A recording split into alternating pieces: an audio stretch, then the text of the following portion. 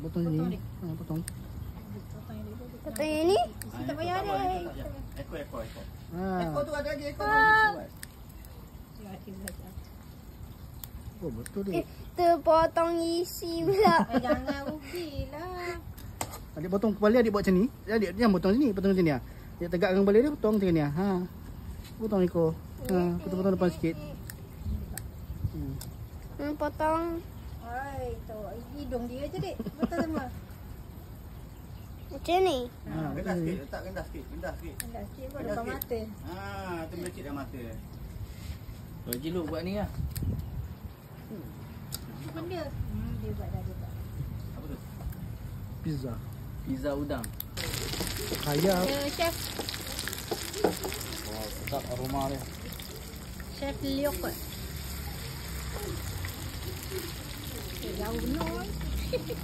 Nampak tu itu. Dah.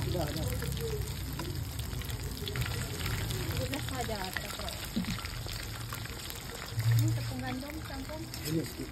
Ini mana? Ada yang ni apa? Angkatlah.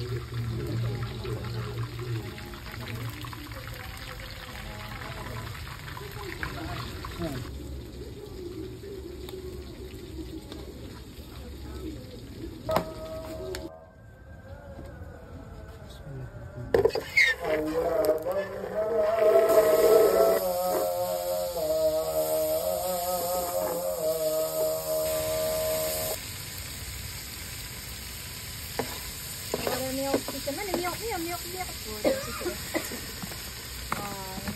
Kata dia pakai terpendam ni. Tak tahu. Tak pernah tengok dia masak. Banyak main batu. Masak semua? Semua habiskan terus.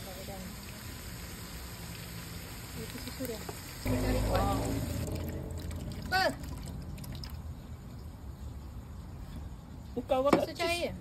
cik orang bukan warna. Cakap apa tu cheesy? Oh, cik. Ni batu no. Hasilnya udang beku. Terima kasih. Madu.